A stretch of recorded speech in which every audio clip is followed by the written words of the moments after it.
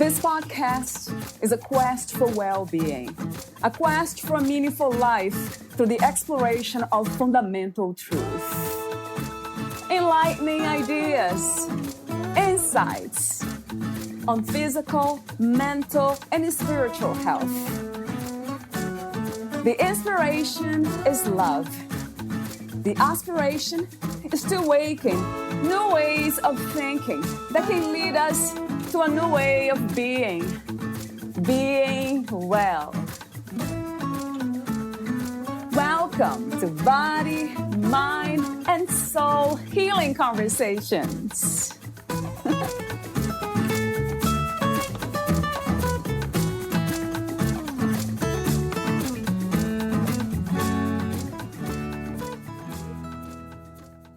Applying the human awakeness to the soul awareness was quite fascinating. Nothing in the house belonged to me. I had absolutely no bond with anything. I even forgot I had my own family. Yet, I had everything I needed within me. The soul has access to zillions of realities, think strings of choice, whilst also fully present and detached, unemotional but not cold. In each choice. Stating that a lesson was complete meant the string path was released and a new path followed. Never was incarnation used, but it was always path. To access the lessons required, each path was in a new vehicle, form as tree, human, animal. I also loved the fact of a soul's knowing that we are all well. I wasn't asking, but merely stating a truth from a soul level. My strongest message from this: the soul has no doubt or dependency. The lack of attachment felt whole, writes Nitya. Valeria Tellez interviews Nitya Linda McIntosh. She has decades of experience working with energy healing and multidimensional living, founding a pioneering well-being center in Scotland, focusing on multidimensional and heart-based living. She has early childhood memories of channeling and telepathy, is an energy healer practitioner and teacher trainer, crystal healer, yoga Siromani, and reflexologist. She learnt Transcendental Meditation, TM, in 1986. Spiritually, she works as an empath, channel, psychic, medium, is a Lemurian elder, works with ascended masters, angels, archangels, galactic beings, brought a new vibration, Trovak TM, energy to people, works with Lady Gaia, stone circles, ancient monuments, and any other landmarks which connect with her. She continues her energy work, transforming fear-based living into healing, connected, loving vibrations within herself, her business, and her clients. Her formula to well-being over decades of experience is integrity to fearlessly live the authentic truth of who we are, empowerment to be true to who you are, which, by nature, opens opportunity for others into empowerment, growth in all areas as we embody these practices. Nitya works with the spirit of the person, aiding conscious, heart-based living, making life more meaningful and fulfilling. There's enough to go around in the world. The old dog-eat-dog paradigm has no place in well-being. Nitya goes to the seed of the issue, not papering over the cracks for it to appear somewhere else in the future. Her methodology helps people understand and heal themselves in a compassionate manner, with clients finding relief from anxiety, depression, inner child issues, trauma, addictions, low self-esteem. Meet Nitya Linda at thenaturalwellbeingacademy.com. Here's the interview with Nitya Linda McIntosh.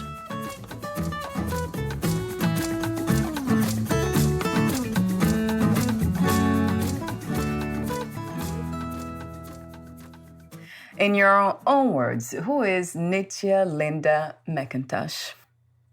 Well, that's a really big question, and we could also say it's a really simple question as well.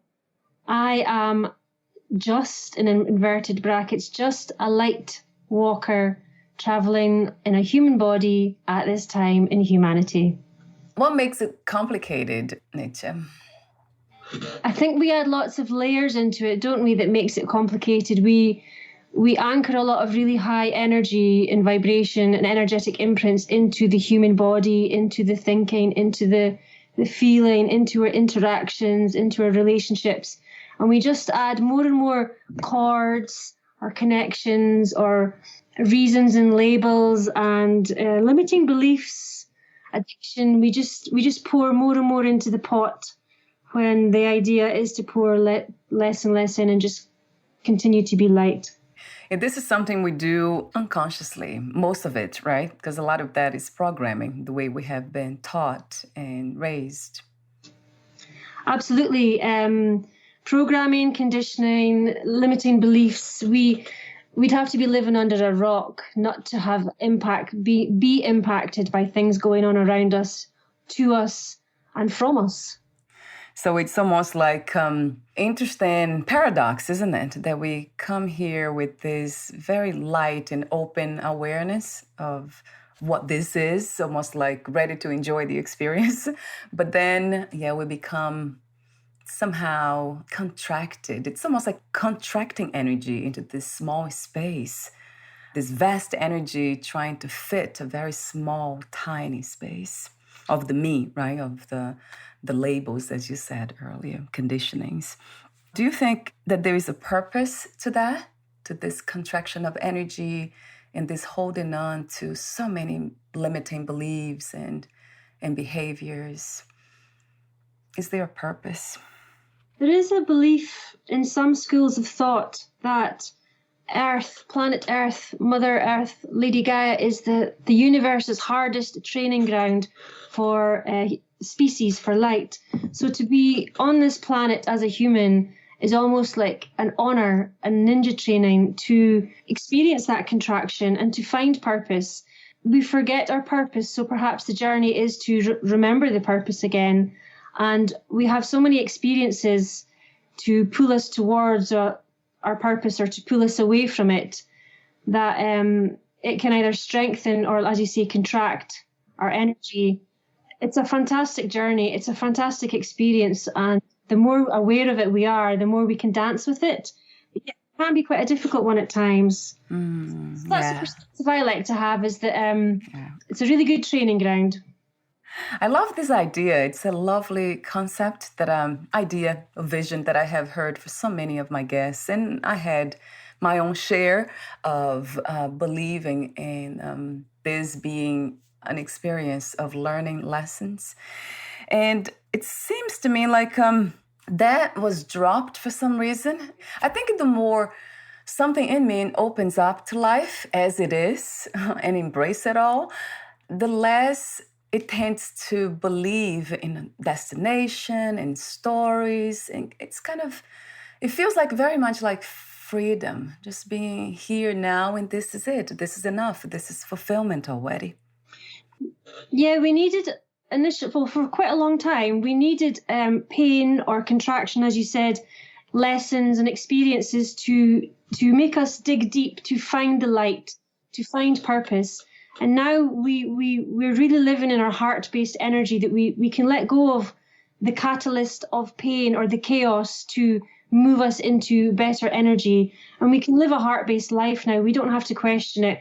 We've let go of so many limiting beliefs and patterns. We don't have to have those experiences again. And that's the beauty of it, is that we're leaving these lessons to just live and just be. And have you heard of a time where we as humanity, we were free from those conditionings and lived in this state of freedom of being? Well, I am a Lemurian elder, and I remember I feel very drawn to that age. I feel very drawn, well, not specifically the age, but the energy of living like that. It's just being kind, being nice, being still. We're not in competition with each other. We're just living in our hearts. And, free will, we have free will in this time. We had free will then. And it was just to use it in a kind and loving manner, realizing that we're all interlinked. We're all connected, and we're all a reflection of each other. So yeah, in my heart of hearts, in my soul, I really do feel that energy in that time, and that is the essence of who we are. That sounds wonderful. And I have interviewed somebody about Lemuria, right? She talked to me about that time. And it was on Earth, Nitya, or this was in a different realm? I find that pinning down times and places doesn't sit with the way I look at it. It's another form of label. Right, and right. I know there's different conversations about where it was and when it was. I just like to sit in the energy of it. I just like to connect with the pure loving intent of it. No time or space, right? Mm-hmm. It's just free from all those limitations because... Just be. I love that. What a beautiful message. And I guess I'm doing what I'm doing today, like this podcast and everything I write about and all the messages I put out there. It's about healing. That's what I call it. It's almost being open, isn't it, Nita? To let the healing journey begin, isn't it? To kind of shed away those conditionings and programmings. It's very scary for most people to do that. Yeah, the beginning of the journey is, as I said earlier, it can be a catalyst or chaos or pain or trauma or losing your job or losing your health or, bankruptcy. There's always, or there used to always be a trigger or addiction and things to move from the heart and the mind and the conditioning, the programming into the bigger questions of who am I and what am I doing and what do I want and what do I need and how do I feel?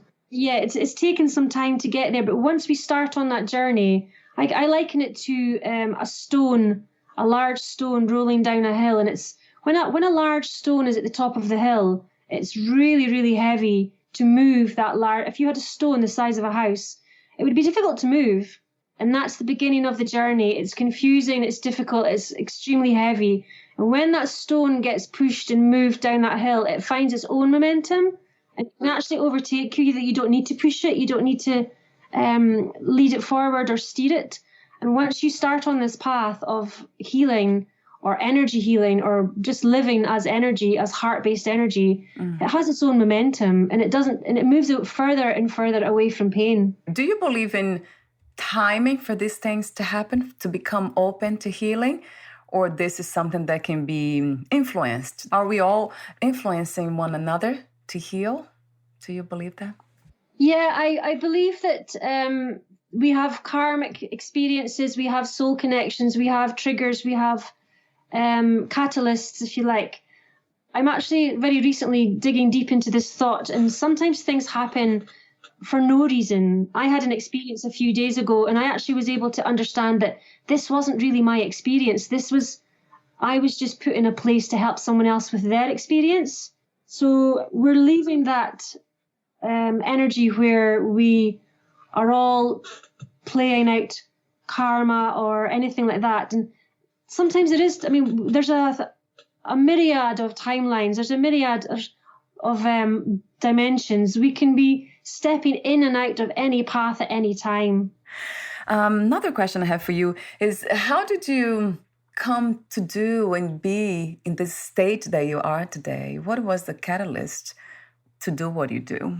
Yeah, I'm not really sure the pivotal moment. I've had quite a lot of trauma in my life. I have a background in addiction, alcohol addiction, and I was a single parent, and I would say adulthood has felt quite challenging. But I've always chosen the kind, soft path. Believe it or not, I used to have very strong boundaries.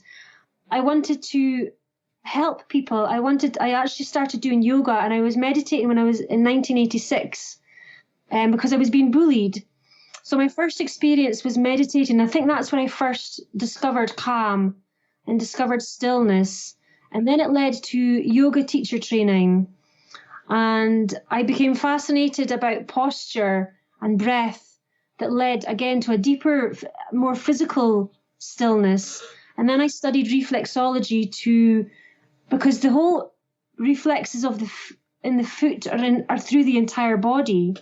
And so I moved into reflexology, and then I moved into energy healing. And that's where my life just took off in that manner. Just understanding that we are multidimensional beings. And that's when I really started to become the soul and heart-based connection of who I really am. So it was over 30 years that it happened. I mean, I was taught to meditate in 1986 and I was 14 at the time. So that's a long, long time ago. And I didn't value it then. I value it a lot more now than I did then. Yeah. But it's the best tool I've ever had. And that's another question that I often ask. Does it always take, like you mentioned, suffering, but can we learn to move into this heart-based energy that you speak of, which I absolutely love, of course? Can we move into that realm without the suffering? Absolutely. I did mention that earlier on. We are leaving that paradigm where we need this catalyst of pain, and we're leaving the contracts that create these triggers. And I believe that there's enough of a vibration now, an energetic imprint, that we can make the heart-based decisions without the catalyst of pain, or without the triggers or the addiction or the disconnection. We can not fearlessly but lovingly create bonds first time around without having to go through the disconnection. How do you define spirituality these days? Is that what you mean? Spirituality is the same as living this heart-based reality? Is that the same thing? Yeah, just being a good person, just living from your heart. Everyone thinks they're a good person, but it's really, for me, it's about tolerance and compassion and building bridges. Sometimes we need to put in boundaries. Of course we do. Sometimes people don't want to come and listen to each other. But I remember my granny, she I wouldn't call her spiritual. She didn't know about chakras. She didn't know about energy or healing, or she didn't go on any retreats. She didn't meditate.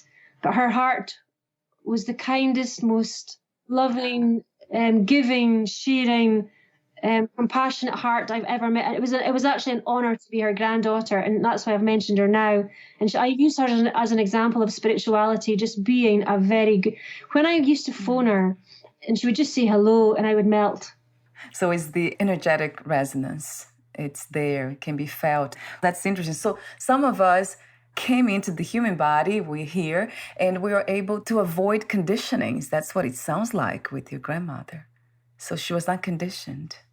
She had a tough life, yeah, but her heart was lovely. Her heart was always, always, always kind to the youngest and the oldest, to the richest and the poorest. She leveled the playing field, and she was just so consistent. It was a fantastic example, and I believe her as an example of spirituality. We don't need to wear it on our sleeves. We don't need the qualifications to show that we're spiritual. Of course, these help, but having thought on it a long time, it's a kind heart that does its own work, that doesn't, or that kindly shares rather than creates conflict or division. So it sounds like that idea of simplicity, isn't it? Living less from the mind and more from the heart. She was amazing. She I remember her looking at skateboarders from my kitchen window, and she had this curiosity. She was about 60 years old, and she had this curiosity. She goes, "How did they manage to lift the skateboard off the ground?" And I was in my 20s at the time, and I remember thinking, I don't know the answer to that, and I also don't even ask that question. You know, I kind of shut my life down, and she still had this childlike curiosity and wonder for the world. And that was the connection. It's the connection to everything, and the curiosity, the ongoing curious mind and curious heart. We often, my husband and I, would go to a park close by, and there's a man there that we play paddle ball, like hitting the ball in the wall and catching with the paddle. And then there's this man that he's always there, not always there, but often he's there. He's older, and he's very simple. And then sometimes I ask him these questions, and he answers them and like a child, almost as if he was a child, very open. Yeah, you made me think about him now for some reason. It's a stranger that we never really create that connection. But who is a stranger anyway, right? We are all interconnected. You mentioned this time being more, let's say, almost like an invitation to live from the heart. Do you connect this idea to the events in 2020? The pandemic. Yeah, we are ascending, we are evolving, we are moving in higher vibration, and we're holding more light in our bodies, our physical bodies, than we've ever held before without transitioning. leaving the body, and we're moving into crystalline bodies.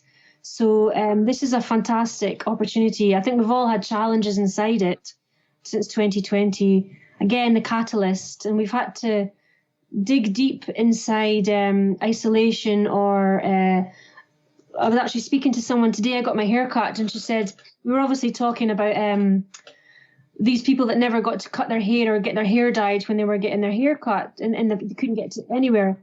And she said, well, I really wondered about these people who had, Botox and very physical support. And I thought, well, this is an opportunity to really shine from the inside. So when, again, all our crutches and our external validation was taken from us, which, again, I have learned over the years, I've been doing this for decades, that every difficult situation brings us closer into the heart more. Yeah. Yeah, what you said now, it just resonates very much. It's a calling for the identification with the energies within of who we really are, and not just living from the outside, from the physical body. Although we don't deny that, right, Nitya? It's not a denial of the body. We had so many stimuli, so many identities, so many personalities. We had our job title, our job description, the car that we drove, all these things that were who we thought we were. And when they're taken from you, you just sit and you go, well, who am I? And what do I need? And what do I want? And people have done quite a big 180. And sometimes it looks like a bit like a meltdown or a midlife crisis but it's just alignment. It's just tweaking. I have seen people around me, the events in 2020, when the whole pandemic started. And I remember being very calm and actually kind of not just open to it, but there was a calling, clearly a calling there that I could not put into words. And then I saw people around me, my husband and people around my family kind of complaining and getting really frustrated and angry. And then I was wondering, why am I so calm about all this? And they are the opposite. Yeah, it's every single person is individual and everyone has their own journey, their own, like I said earlier, their own imprints, their own connections or disconnections. And it's been phenomenally challenging for some people, and it's brought some people really into the best of themselves. And we just have to respect and give space for each individual journey. And I think now more than ever, we're reconnecting in a different manner now. We're not really wanting to, not everyone is wanting to go back to the way that we lived or connected or functioned before. And so we have to honor these new connections and these new ways of being. So you are the founder of the Natural Wellbeing Academy. Talk to me about the services and the courses that you offer. I've seen a lot of them. Services like energy healing, private package. You have Lemurian and Trovac energy healing. Did I pronounce that correctly? Hopefully I did. Yeah. Home spiritual cleansing, workplace well-being day, and then you have courses too, lots of wonderful ones. I mean, to me, they sound so inviting. So talk to me for a moment about these services and courses, and how do you connect with your clients? Online and in person, or only online? So I work with energy in the four auric fields of the mental, physical, emotional, and I call it intuitive, but it's actually the spiritual body, the psychic senses, if you like. And we are all of these things, and they all overlap each other. So I quite simply call it energy. And the example I use for customers is if if someone's standing too close to you in your space, or you can feel if you're in a crowd and you just feel overwhelmed by it. So everyone understands this type of energy, and everyone understands they get a gut instinct. That's the spiritual or intuitive version of energy, auric energy. And what I do is I try and balance all these four energies, because with the conditioning, we've been led into the mental body to think, and then we feel perhaps less. We replace our feeling with thinking, and move further and further away from these finer qualities of energy. And I work by bringing them back into basically, ultimately, their soul connection of who they really are and what they really are, beyond all the limiting beliefs and the conditioning we mentioned earlier on.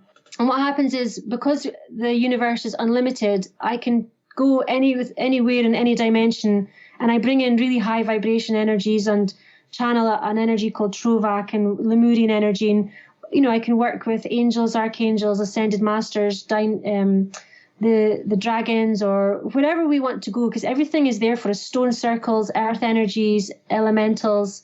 And I pull these in for whoever needs them, and whatever energy that the client wants to work with. If they want to work with, crystals, then the crystals come in as well.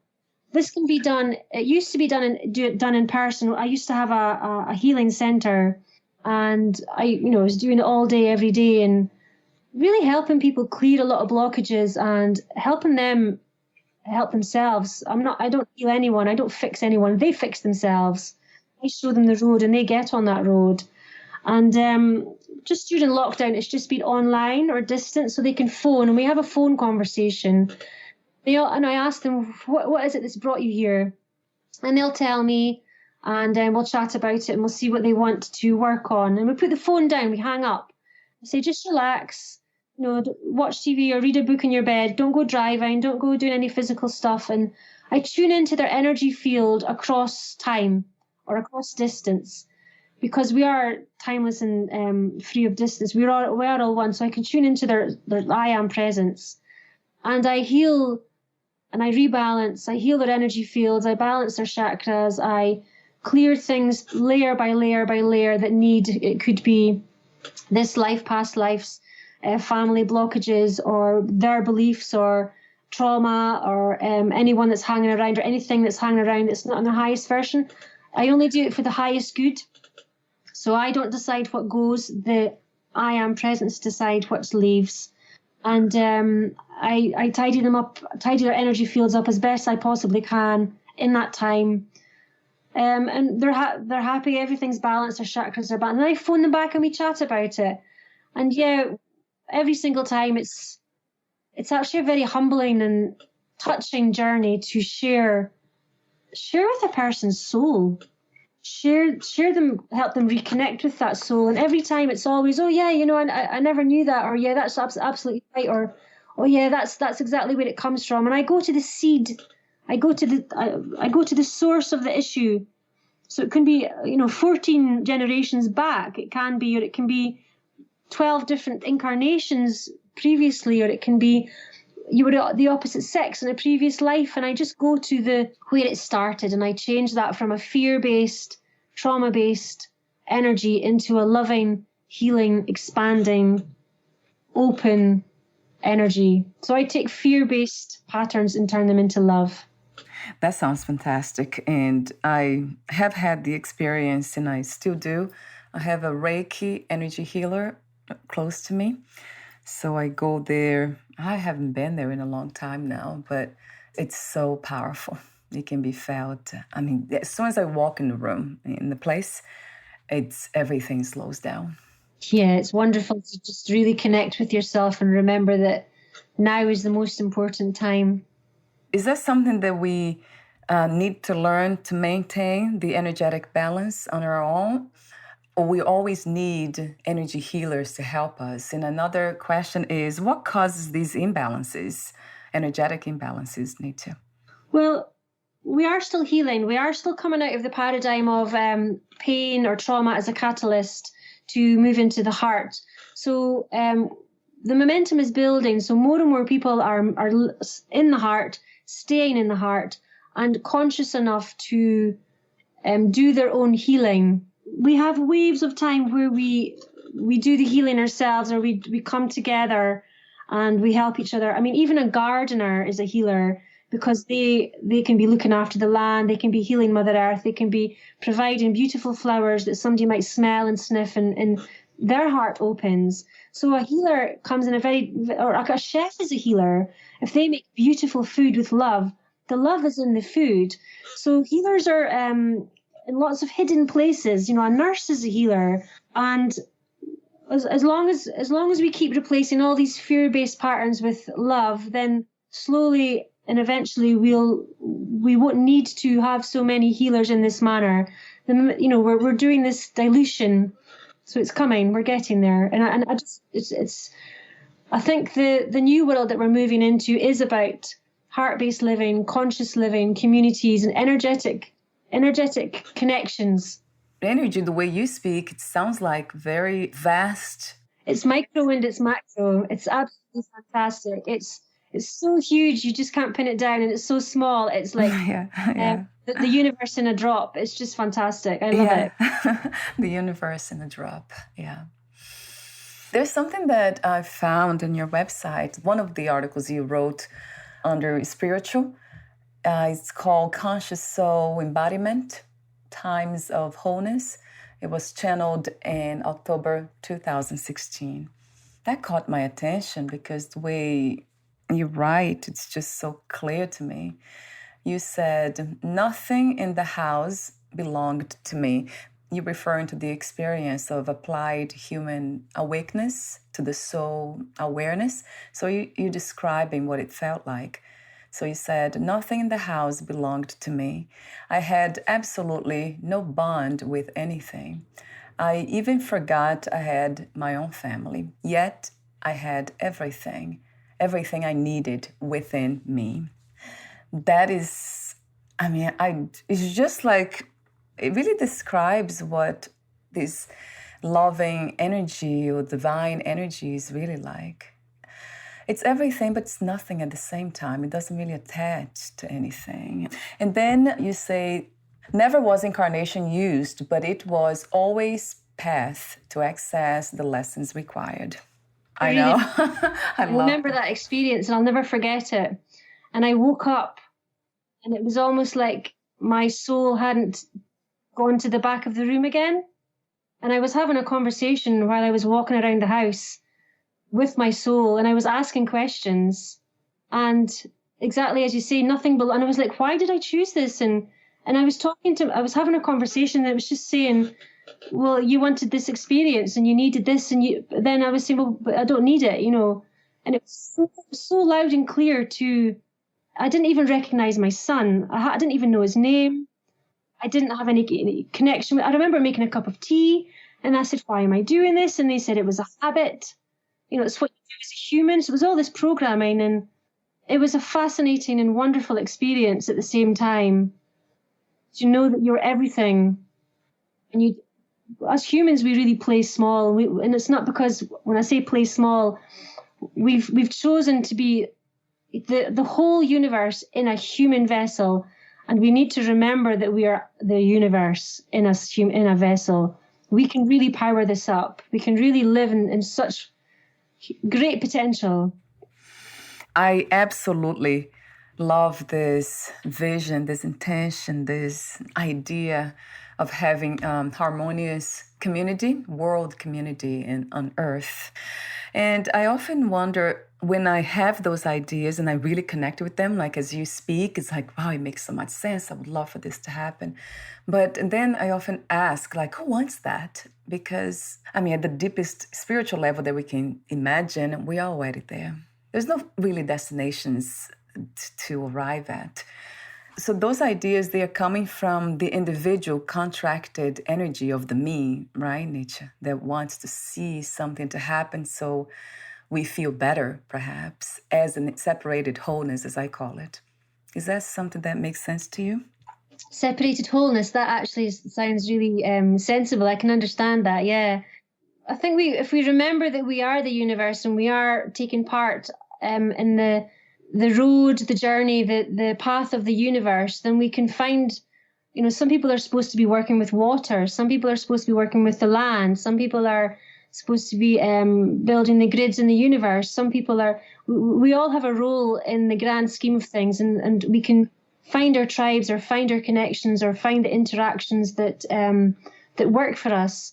And the beauty of it is, if we take the mind out of it and just trust the process. So you might meet someone and go, well, that doesn't seem to sit with me, or I don't understand, or this isn't my normal type of person. But underneath, when you start chatting or listening to the energy, boom, there's a really big reason. There's a much bigger reason than any single individual. Like you see, separated wholeness. We come together, the separation becomes whole and the wholeness becomes separate. We can really pick that apart and build something greater. It is, there's no separation really. We know that. So yeah, everything's connected. It's almost like, it feels like we have a purpose, and that's a wonderful feeling actually. And everyone does, everything, not just everyone in the human body, but everything, the animals, the plants. But what I love about the natural world, the animals and plants, that they have their purpose. They are playing the part in this wholeness of life, but they don't get caught up in getting upset when something doesn't go the way they want. Like when it rains and the trees, or there's a natural disaster and the trees are just being destroyed. There's no complaining. There's just this acceptance of what is, because there's trust there, isn't it? There's a profound sense of trust that we're just dancing here as parts in this song of life, which is whole. It cannot be comprehended by the parts, it seems to me, as you said. Yeah, they remember that they're part of something bigger rather than the top of the pile. Yeah.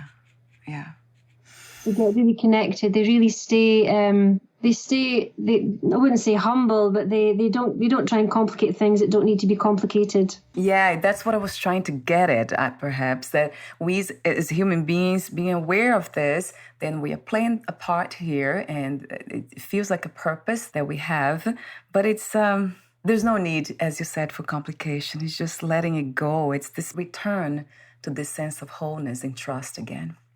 Yeah, we're moving into this connected world, this moving away from the mind being the dominant energetic field, if you like, and into the heart. And the connection, the energetic connection is the world that we're moving into, rather than the mind-based logical disconnection or rationale. And when we live in that heart-based connection, we're much more able to trust the process, and we're much more connected, we're much more universally aligned. And so we see that it has a purpose. It may not be the purpose that we need or we want, but because we're in our hearts, we're able to love it and allow it much more, rather than trying to analyze it or explain it. We just kind of go, well, it doesn't make sense, but it feels good. So we're almost at the end, and I do have a few more questions for you, Nitya. It has been wonderful to talk about these things. I would stay here forever. Thank you. But before I ask you my final questions, would you like to add anything else that we didn't cover today? I can't really think of anything. We've covered quite a lot. It's been a lovely conversation. I just feel really excited that I feel like it's an honor to work and be aware of the energy and the healing and the journey that humanity's on just now. Sometimes it feels really rough, tough, challenging, but when we get back into the core question, who we are and why we're here, we're blessed. We're very, very lucky to be aware of this at this time in humanity, and we're coming together to create a beautiful world. And my ending questions, I'll ask you 2 questions. What is another word for freedom? That's really interesting, because we do that in one of my courses, my healing courses. Freedom is actually mastery, because we can't just one person's freedom is another man's sloth, if you like. We could sit on the sofa and eat biscuits all day and consider that to be freedom. Yeah. It does require a bit of discipline as well, or a bit of it's an ongoing journey to freedom, isn't it? We need to really keep peeling back the layers and stretch our energetic field, stretch our perspective, and just stretch our heart. Yeah, I love freedom. It's an ongoing journey. Yeah, right. And it's not free. Freedom's not free. So true. My last question is, what 3 experiences you wish everyone to have before they lose the body, before they die? Love. Love is a wonderful thing. This is an interesting one. It's just off the top of my head, but just to really feel that blissful love. And then bliss, to feel, one experience I did have was I understood the entire universe for a nanosecond. And it was during a very long yoga course, and very deep, if you like. And we had some chanting going on, and for a nanosecond, I just understood it all. And I don't mean with the mind. I meant, the kind of Stephen Hawking's type thing, the Big Bang and all that. And just to I would love everyone just for a nanosecond to understand how big everything is, how big they are, and how small everything is and how small it is, so that we can remember that the entire universe is in us, the micro macro, that we're not separate, we're all part of the entire universe. Right. Love it. I love it. Do you call that a mystical experience? Is that what it is? It could be for some. I think I've been doing this for so long now, I just kind of call it normal. Yeah, I love that. That's even better. Yeah. Thank you so much again, Nitya, for being Thank you very much for having me. It's wonderful. Oh, I love your presence.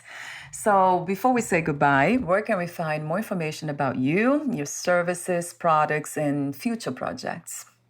So I've been evolving for quite a long time. So my business is thenaturalwellbeingacademy.com, and we're rebranding, and there's a lot more services coming out. Again, underneath the effects of 2020, much more online courses, much more free resources, much more beginner stuff to touch down on energy. What is energy and where am I and how do I start on this journey? So that's where we are. We're on Instagram, Facebook, YouTube.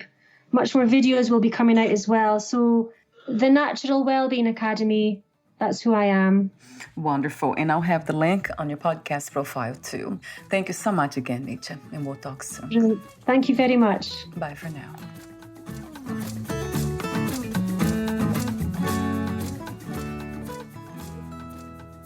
Thank you for listening.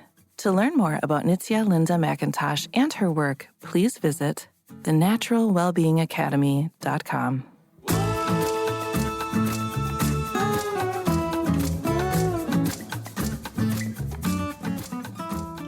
To learn more about this podcast, please visit fitforjoy.org/podcast. Thank you again for listening, and bye for now.